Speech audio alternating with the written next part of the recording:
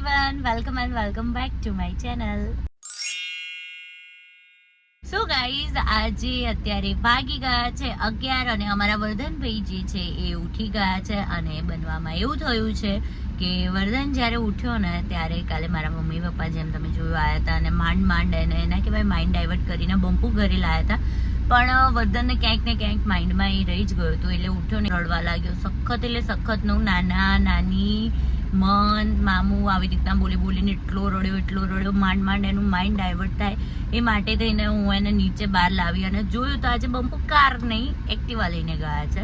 તો કાર જોઈને વર્ધનનું પાછું મગજ છટક્યું મને કે બસ હવે કારમાં જ લઈ જા, અને મને કાર ડ્રાઈવ કરતા આવડતી નથી એટલે મને કે ના બસ બેસાડવા લઈ જા. આ વચ્ચે પણ એને એક બહુ જ ખતરનાક વાળી જીદ કરી હતી અને એ મેં પૂરી કરી હતી. એટલે પછી પાછું આજે સવારમાં ઉઠીને એનો દિવસ ના બગડે એટલે મેં ટાઈમ વેસ્ટ ના કર્યો અને વર્ધનને ફટાફટ લઈને હું કારમાં આવી ગઈ. અને અત્યારે વર્ધનને તમે જોઈ શકો છો બસ શાંતિથી ઊભો રહ્યો છે કારમાં, બીજું કશું જ નથી કર્યું. તો હવે કેવું છે કે વર્ધનનું થોડી વાર બેસાડ્યો છે, થોડી વાર માઇન્ડ ડાયવર્ટ કરી. હા બચ્ચા કાવ આવે છે. માઇન્ડ ડાયવર્ટ કરીને અમે લઈ જઈશું, મતલબ હું લઈ જઈશ ઘરે અને એને ફ્રેશન અપ કરીને પછી જોઈએ આગળ શું કરવું શું નહીં. લેટ્સ સી ક્યાં પ્લાન બનતા હે. નહીં વર્ધન?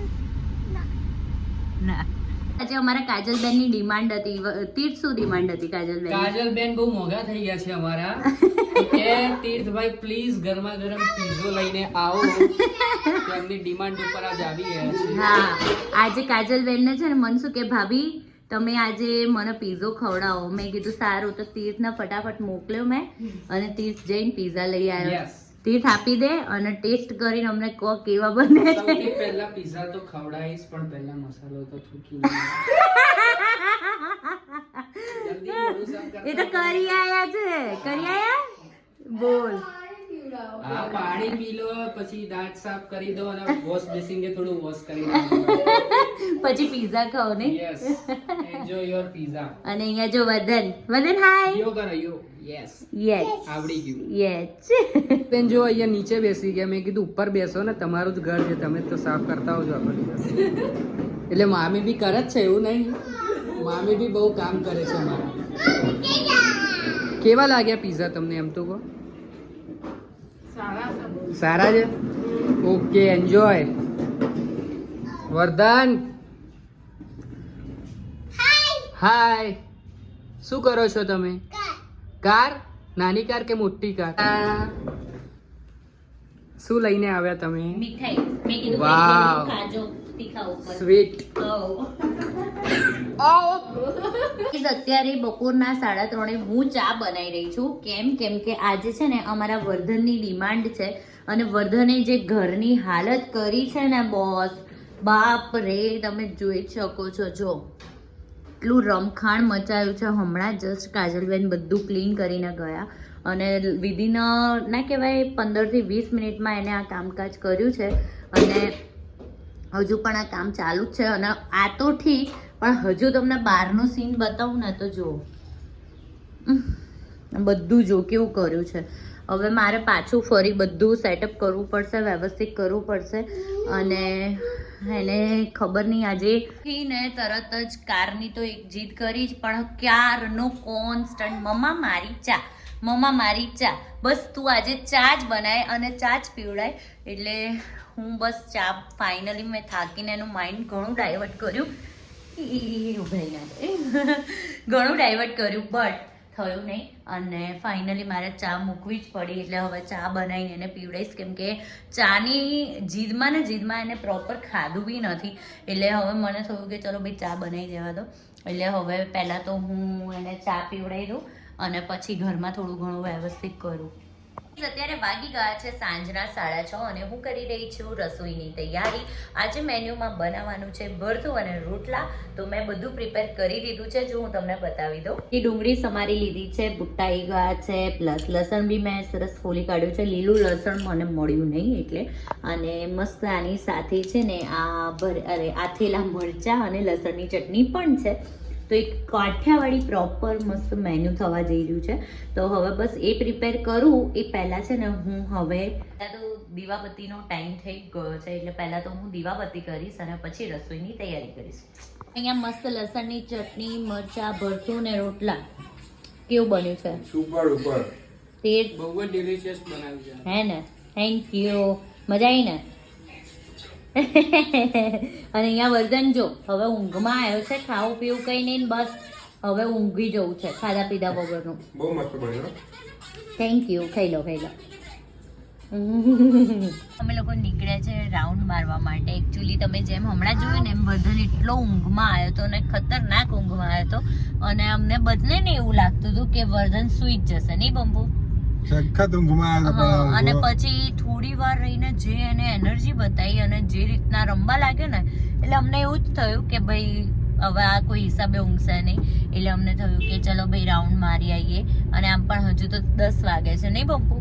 ત્યારે ચારે બાજુથી એટલા બધા સાઉન્ડ સિસ્ટમ, બધી જગ્યાએથી અલગ અલગ સોંગ અને બધે માંડવા. જો હજુ તો હું વાત જ કરું છું ને અહીંયા જ જોઈ લો. એટલે આમ ના કહેવાય બધે જ મોસ્ટલી મેરેજ. મન તો એવું લાગે છે કે જેટલા લોકો બાકી હતા ને બધા 2025માં પરણવા માટે નીકળ્યા છે. શું કેવું બંપુ? હા એવું જ લાગે કારણ કે ટોટલી આપણે હજી કેટલા આપણો બાકી છે. હજુ તો અમારે કેટલા મેરેજ અટેન્ડ કરવાના બાકી છે. અને આ વખતે છે ને મેં વિચાર્યું હતું કે એક અલગ ચેલેન્જ કરવાનું, પણ એ ચેલેન્જ કરવાનો મને મોકો જ ના મળ્યો કેમ કે ઓબ્વિયસલી તમે એટલા બધા ફંક્શન જોઈ રહ્યા છો, એટલા બધા મેરેજ જોઈ રહ્યા છો એટલે પછી અને મને પણ એ બધું અટેન્ડ કરીને એટલું બોરિંગ લાગ્યું ને એટલે પછી મેં વિચાર્યું ને એ ચેલેન્જ કરવાનો. ચેલેન્જમાં હું કંઈક અલગ જ કરવાની હતી નહીં બંબુ? કંઈક મેરેજને લગતું જ હતું પણ હવે મને કોઈ તમને કહેવાય એવું લાગતું નથી કે હું કરી શકું. એટલે અત્યારે એ બધું અત્યારે રહેવા જ દઈએ છીએ આપણે. એ ચેલેન્જ પછી કરીશું. ચેલેન્જ શું હશે આઈ થિંક તમને થોડો અંદાજો આવી ગયો હશે પણ અત્યારે આપણે રિવીલ નથી કરવાનું કેમ કે પછી તમને ચેલેન્જ જોવાની મજા ના આવે. ઓકે, સો અત્યારે વર્ધનને લઈને અમે મસ્ત રાઉન્ડ મારવા નીકળ્યા છે લોંગ ડ્રાઈવ ઉપર અને બસ હવે વાતો કરતા અમે લોકો લોંગ ડ્રાઈવ મારીશું અને પછી ઘરે જઈશું. અને અત્યારે રસ્તામાં શું કરીશું ને બધું અપડેટ કરીશું. હે ને વર્ધન? શું કામ ના? હા કે ના? અમારા વર્ધનને છે ને આજે ઉઠ્યો ને ત્યારથી ના 2 દિવસથી એની બધી વસ્તુમાં ના ચાલી રહી નહીં બંબુ? કોઈ બી વસ્તુ કરીએ ને તો ના.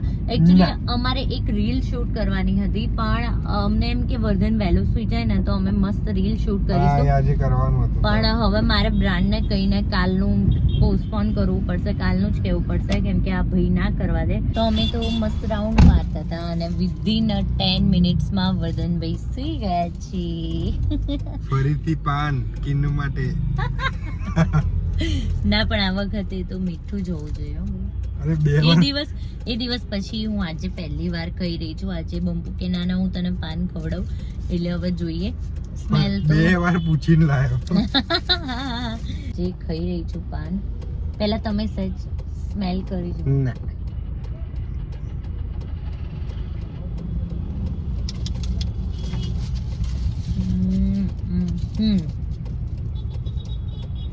તો ગાઈઝ અમે ઘરે આવી ગયા છે અને હું તો ફ્રેશન અપ થઈ ગઈ છું. આજે મેં લગાવ્યું છે ગ્લોઈંગ માસ્ક કેમ કે હવે મેરેજ આવી રહ્યા છે તો થોડું સ્કિન કેર વધારે કરવું બેટર છે કેમ કે પછી મેકઅપ પણ આમ ના કહેવાય ફ્લોલેસ લાગવું જોઈએ એ સ્પેશિયલ ડેઝ પર.